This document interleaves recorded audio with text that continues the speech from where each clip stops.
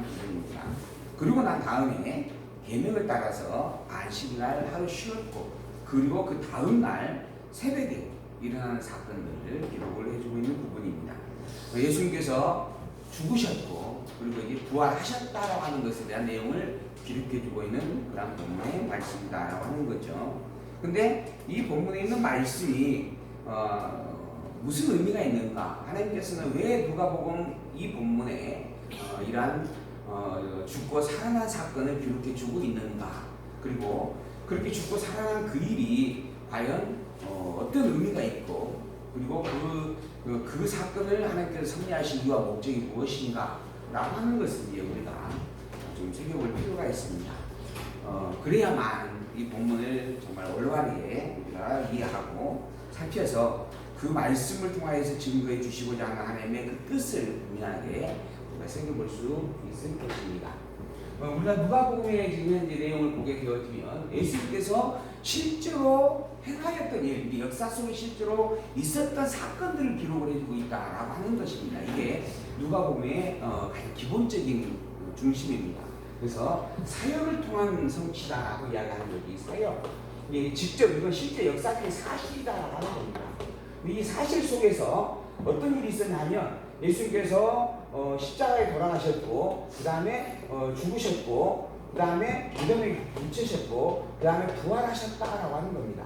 근데 이 십자가에 죽었다라고 하는 것은 너무너무 분명한 사실입니다. 이건 그 누구도 부정하지 않습니다. 오히려 죽이기 위해서 많은 사람들이 안달을 했다라고 하는 것이 그 당시에 분명한 기록으로 확인이 되어지고 있습니다. 그런데 우리가 무덤가에 가셨다라고 하는 건 분명한 일이죠. 근데 살아난다라고 하는 거 이거는 참 믿기 어려운 일이다라고 생각을 하고 막 그렇게 이야기를 많이 합니다. 그래서 죽는 것이야 이 세상에 태어난 모든 인생은 다 동일하게 적용되는 선이기 때문에 이건 역사적 사실이다. 그러나 살았다라고 하는 것은 이거는 인정할 수 없는 일이다라고 하는 거죠.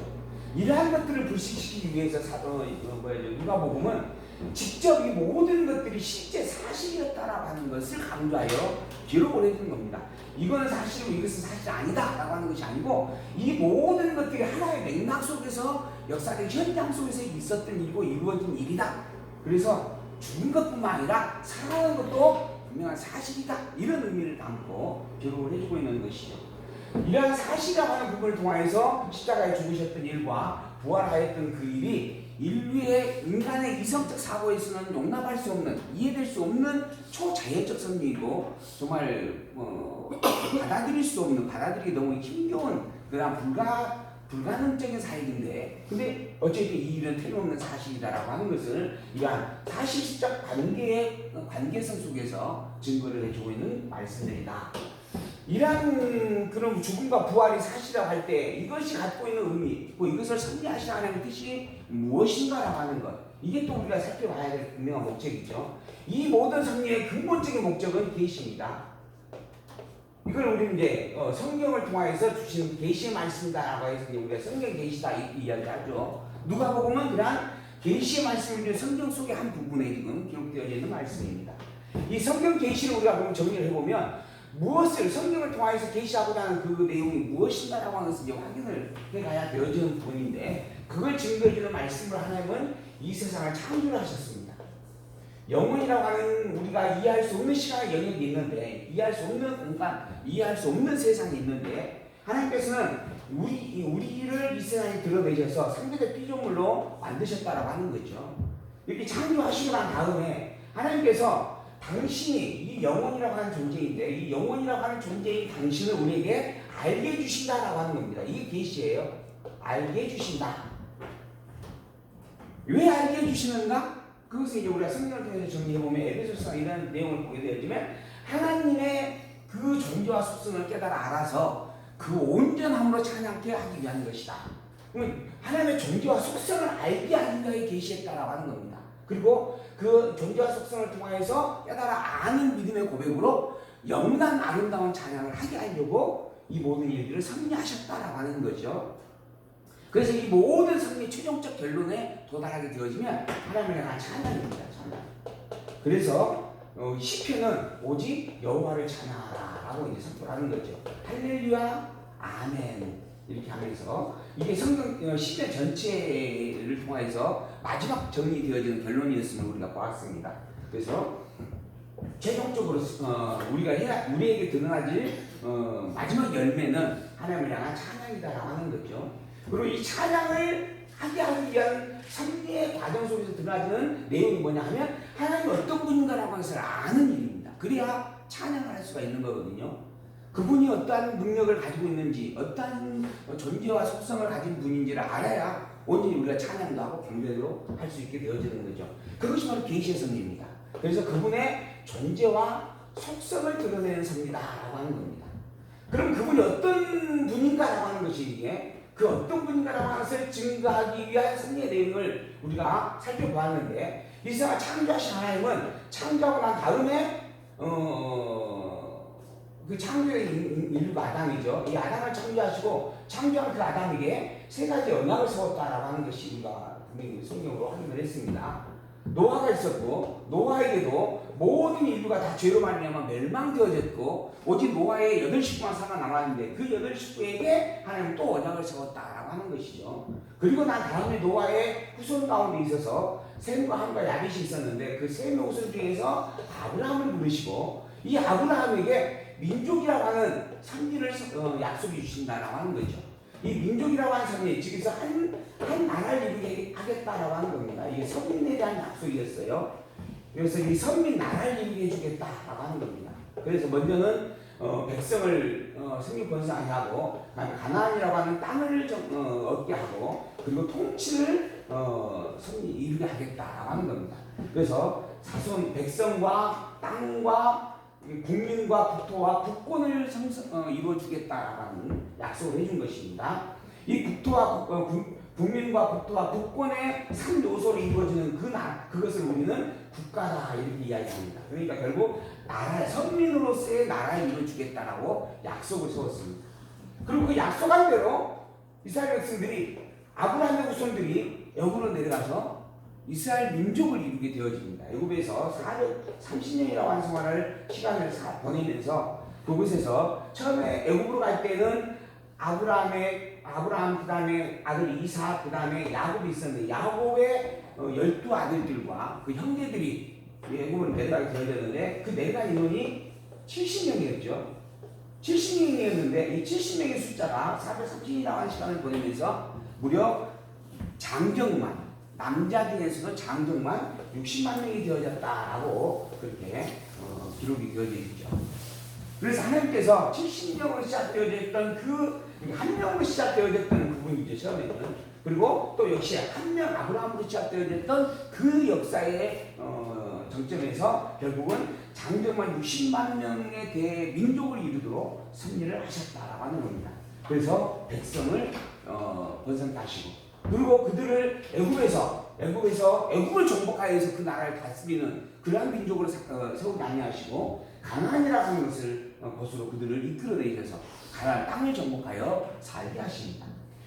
사실 이 애굽이 이스라엘 백성들의 생육 번성함을 보고 두려워 떨었다라고 이야기합니다. 성경을 보면 그만큼 애굽의 권세보다 애굽의 국민들의 숫자보다도 훨씬 더 강성함을 나타내는 그러한 상황이었다라고 하는 겁니다. 그래서 결국 오히려 주인된 애굽이 종으로 부르고 있는 이 유대민족에게 짓밟힘을 당하고 먹힘을 당할까 염려가 되어져서 명령을 내리죠.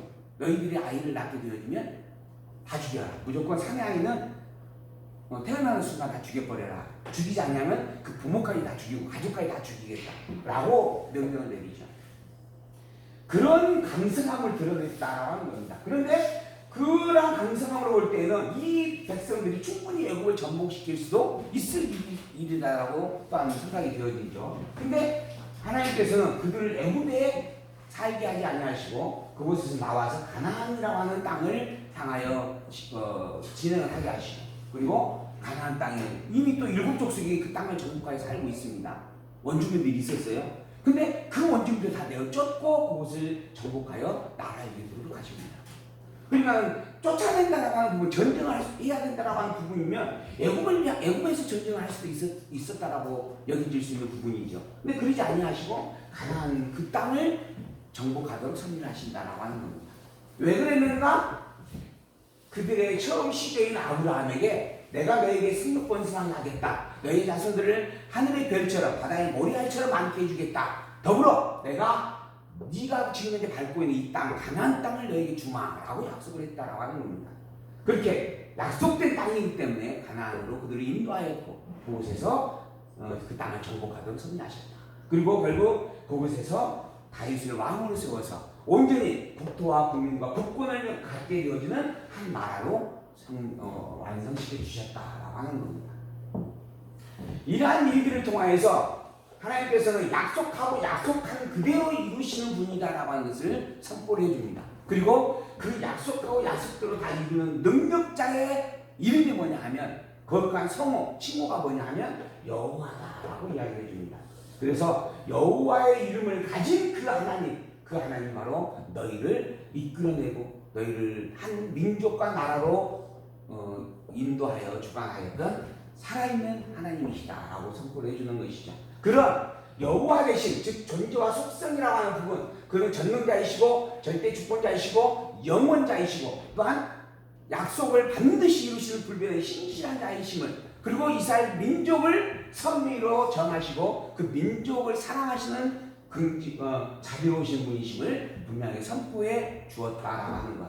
그러므로 말미암아 그 이름을 담고 여호와라 스스로 밝혀주시고 그 밝혀주신 그 여호와 되신 하나님만을 찬양하고 경배하라라고 선포하는 말씀들, 그러한 말씀들을 우리는 구약의 역사서, 시가서 또는 선지서의 내용을 통해서 확인을 해왔습니다. 이처럼 하나님은 당신의 존재와 속성을 드러내며 계시 섭리를 해 주셨다라고 하는 겁니다. 더불어 지금도 하나님은 우리에게 계시를 하고 계십니다.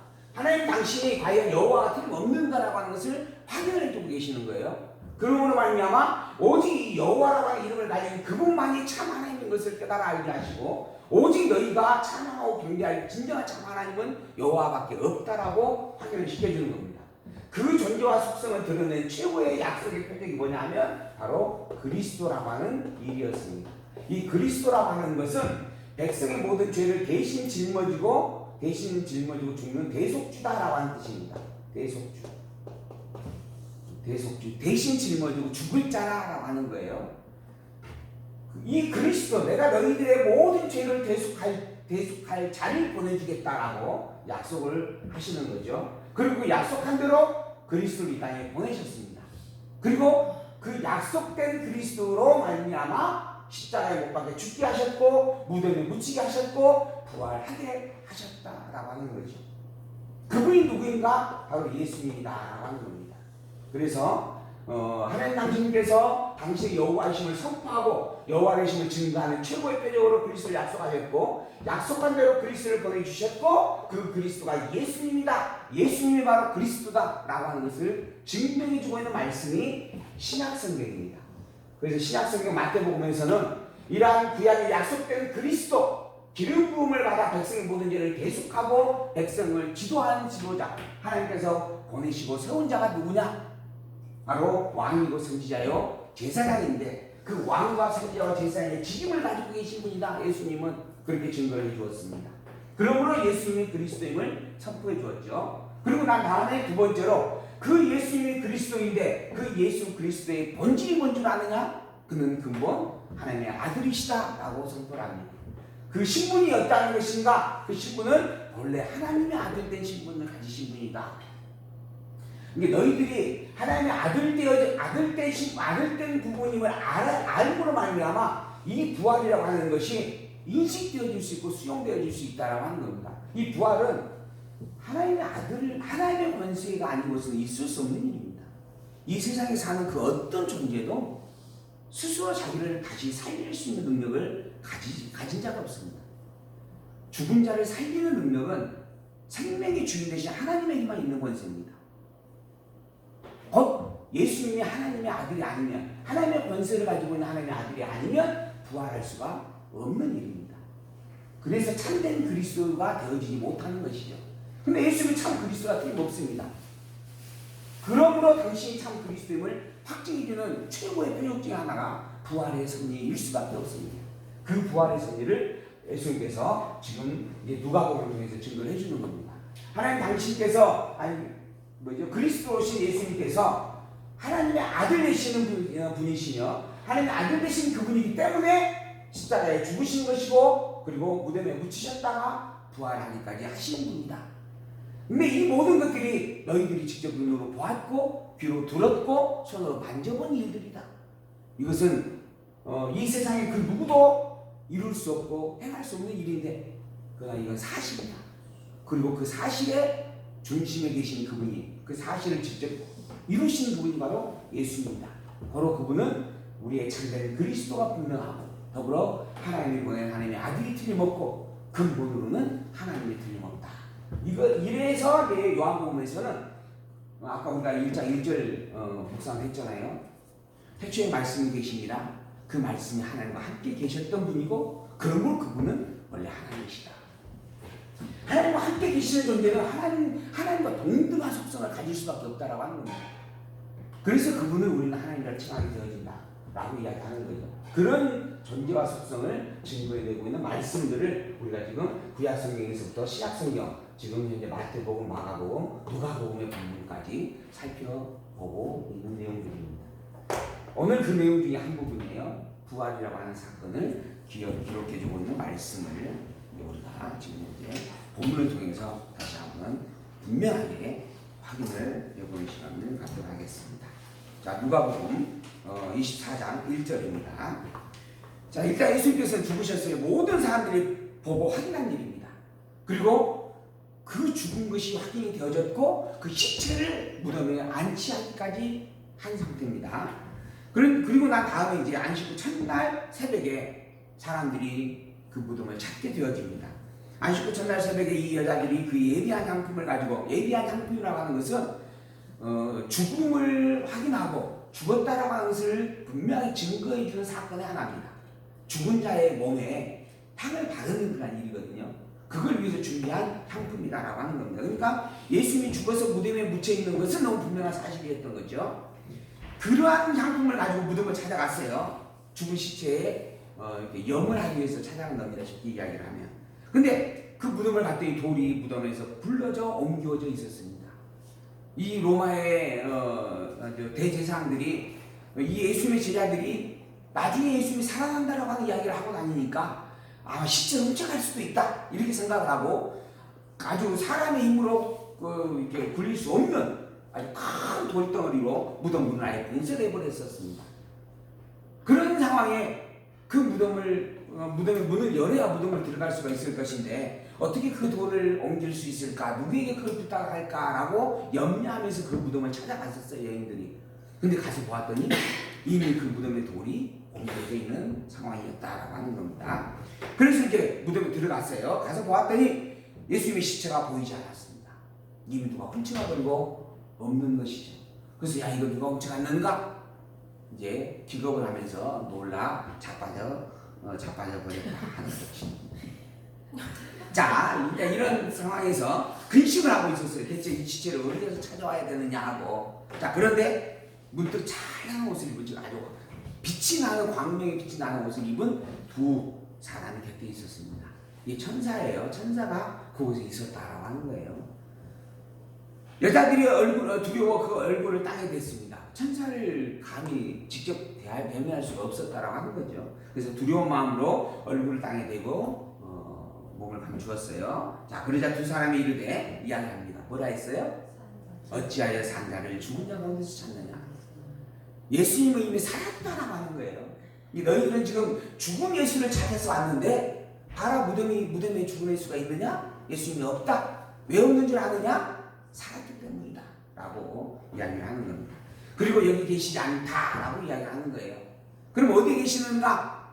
이야기합니다. 이미 너희 살아계셨을 때 갈릴리에 계실 때 너희에게 이미 어떻게 말씀했는가를 기억해 보아라. 내가 죽었다가 다시 살아난 이후에 사흘 만에 다시 살아날 것이고 그리고 난 다음에 갈릴리에서 다시 너희를 만난다 라고 이야기하셨죠. 그 이야기를 생각을 해보아라 라고 하는 겁니다. 인자가 죄인의 손에 넘겨 십자가에 못 박히고 제3일에 다시 살아나야 하리라 하지 않았느냐 라고 하는 거죠. 그리고 갈릴리에 먼저 가서 너희들을 기다리고 있겠다라고 하지 않으셨느냐 라고 하는 겁니다. 그 말을 기억하라라고 하는 거예요.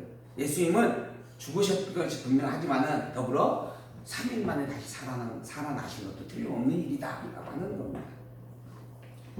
저희가 예수님의 말씀을 기억하고 그 말씀이 떠올랐어요. 그 말씀 하셨었지 하는 겁니다. 무덤에서 돌아가 이 모든 것을 11사도에게 이야기를 해줍니다. 그곳에 갔더니 무덤은 비어 있었고, 그래서 우리가 어떻게 할까, 이 시체를 누가 대체 가져가 버렸을까 의아리벙벙하고 있었는데 천사 둘이 나타났고, 그곳에서 그 천사가 이런 말씀을 하셨다라고 하는 겁니다. 근데 그 이야기 역시 그 12사도도 믿을 수 없었다라고 하는 거죠. 이 여자들의 이름은 막달라 마리아였고 요한나였고 야고보의 모친 마리아였다. 이렇게 자세히 기록을 해줘요. 실제 인물들이다라고 하는 겁니다. 그리고 그들이 증인이다라고 하는 거예요. 또 다른 여자와 함께 있었고 그들이 다 사도에게 고했어요. 사도들은 저희 말이 허투하듯이 들렸다라고 하는 겁니다. 믿을 수 없는 말이었어요. 믿어지지 않는 말이었습니다. 저들이 무슨 낮술에 취했는가, 또는 저들이 환상을 보았는가, 꿈을 꾸다가 지금 헛소리하고 있는 것인가, 이렇게 여겨질 수밖에 없는 말이었다라고 하는 거죠. 우리가 틀림없이 죽은 것도 봤고 무덤에 장사되는 것도 보았고 그 무덤에 큰 바위가 막혀있는 것도 보았는데, 근데 무슨 그 무덤이 열려있고 그리고 그곳에서 또 천사가 나타나고 또 그곳에 예수님이 없다라고 하는 것이 말이 되느냐라고 하는 거죠. 그래서 제자들이 또 믿지 못하였다라고 하는 겁니다. 그런데 그런 과정에서 또 베드로는 믿져야 본전이다, 가서 확인이나 해보자 하고 열심히 뛰어가서 무덤에 가보았습니다. 요한복음에 보게 되어지면 베드로가 혼자 간 게 아니고 또 다른 제자와 함께 다른 방집에서 그곳에 갔다라고 기록을 합니다. 근데 그 베드로보다 그 친구가 훨씬 더 발이 빨랐다 그래요. 아마 그래서 이제 그 주석을 보니까 그 요한복음에 그 친구는 누구를 가리키냐면 사도 요한을 가리킨다 이렇게 기록을 하고 있어요. 제자들 중에서 가장 젊으니까 제일 빨리 다른 길에서 가지 않았겠느냐 하는 거죠. 근데 그 친구가 가가지고 먼저 도착을 했어요, 베드로보다. 근데 무덤에 들어가는 것이 무서웠습니다. 그래서 베드로가 올 때까지 기다려요.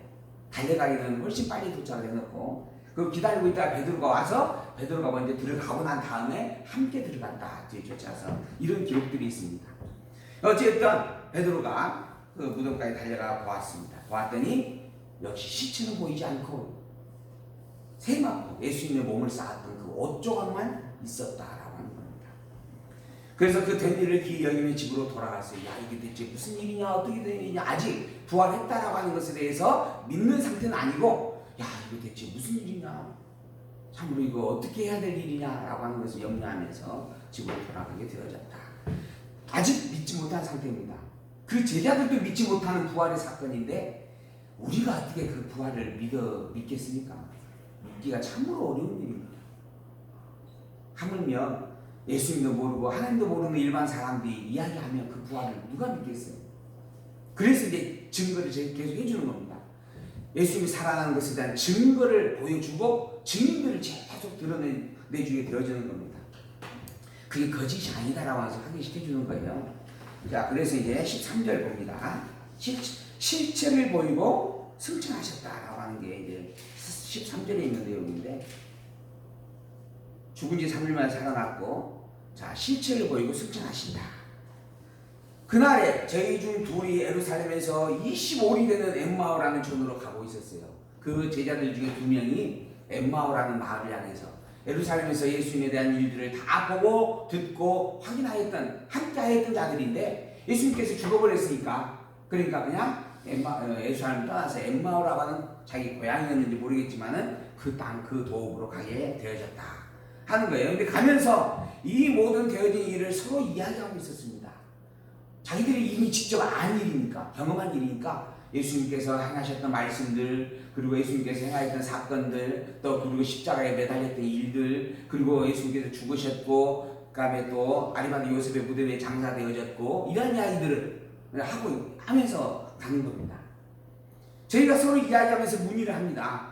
그러고 난 다음에 이제 그런 상황에서 이제 어떻게 보면 예수님이 돌아가셨으니까 이제 자기들의 어떤 신앙적 부분이나 어떤 그런 모임들을 어떻게 해야 될 것인가, 이런 부분들을 아마 논의를 했겠죠. 그러면서 갑니다. 근데 그곳에서 예수께서 가까이 이르러 저희와 동행을 하게 되어지죠. 여기에 이 예수님께 동의했다라고 이야기합니다. 즉 예수님께서 사랑하셨다라고 하는 거예요. 사랑한 상태로 그들과 함께하고 있는 겁니다. 문제는 그들이 그분이 예수님인 것을 알지 못하였다. 왜 알지 못했을까요?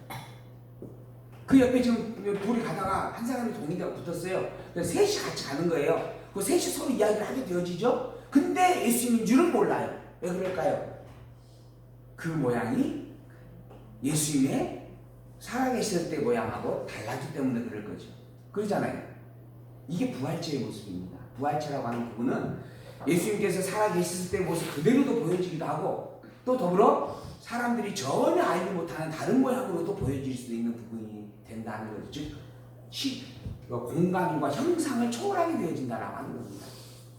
그러한 하나의 모습을 지금 간접적으로 이렇게 하나의 직접적인 그러한 상태의 모습으로 보여주고 있는 거죠. 어쨌든 저희가 동행을 하고 있었어요. 근데 저희의 눈이 가려워져서 그인 줄은 알아보지 못하였어요. 분명 한 사람이 당일과 함께 더 하고 있는데 그분이 예수님인 것은 전혀 알지 못하였다라고 하는 겁니다.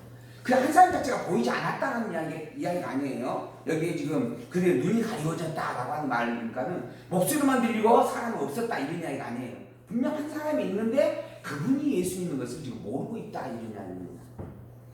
예수께서 이르시되 너희가 길 가면서 서로 주고받고 하는 이야기가 무엇이냐? 두 사람이 슬픔을 즐기면서 머물러서 가지고 이야기합니다. 그 한 사람은 글로바라는 자가 대답하여 가로되 당신이 예루살렘에 우거하면서 그늘 거기서 된 일을 홀로 알지 못하느냐? 모든 예루살렘에 있던 사람이 다 아는 사실인데 사건이었는데 당신 혼자 모르느냐? 당신은 지금 예루살렘에서 오는 사람 같은데 모른단 말이냐? 하고 묻는 거예요. 그러니까는 사람은 보이고 있는 겁니다. 그런데 예수님인지 모르고 지금 묻는 거죠. 가라사대 무슨 일을 말하느냐? 바로 나사렛 예수에 관한 일이었다.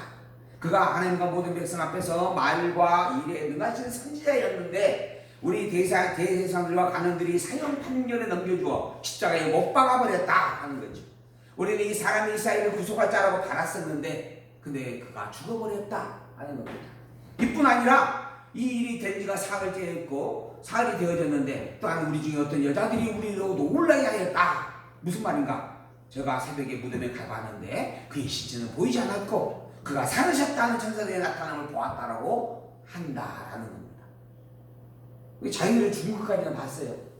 근데 그 다음에 여자들이 나타나서 살았다라고 하는 이야기까지 들었다라고 하는 거죠.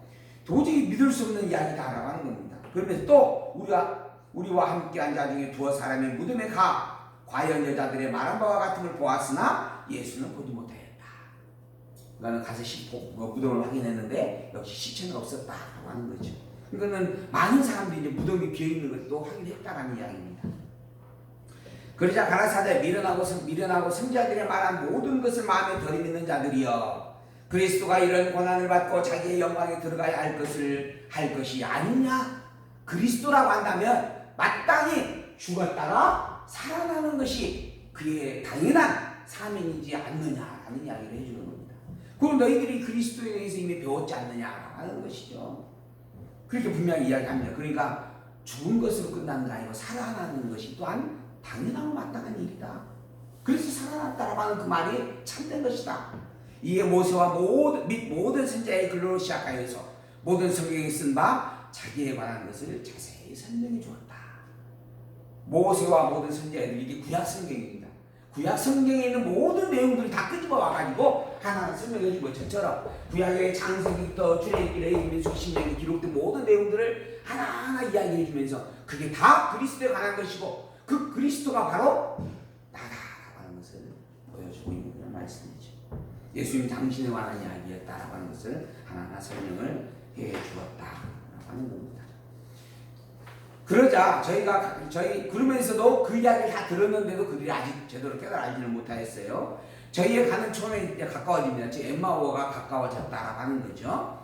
그러자 예수는 이제 더 가려고 이제 길을 계속 재촉을 합니다. 그래서 저희가 강권하여 가로되 우리와 함께 이 마을에서 머무르십시다라고 하는 거죠. 때가 저물어 가고 날이 이미 기울었지 않습니까? 이에 저희와 함께 유하로 가셨어요. 엠마오 마을로 들어갔습니다. 그리고 저희와 함께 음식을 잡수실 때에 떡을 가지사 축사하시고 떼어 저희에게 주셨어요. 그러자 저희의 눈이 밝아졌고 그인 줄 알았어요. 자기들과 함께 아까 몇 리 떨어졌었어요. 예루살렘에서 엠마오가 몇 리라고 됐어요? 25리? 10리가 4km예요. 그럼 20리는 8km? 5리면 2km니까 그러면 10km 되는 거죠? 25리면 그렇다고 해요. 그죠? 10km 되는 거죠? 근데 10km 되어지는 거리 10km면 어디 정도 돼요? 여기서 1000단 정도 되나요? 그러면 여기서 1000단까지라고 하고 그걸 걸어가면서 계속 이야기를 한다고 했을 때 그러면 하루는 안 걸릴까요? 어쨌든 가다가 보니까 날이 저물었다 정도니까 몇 시간? 아니 그렇게 거리 많으시다는 이야기입니까?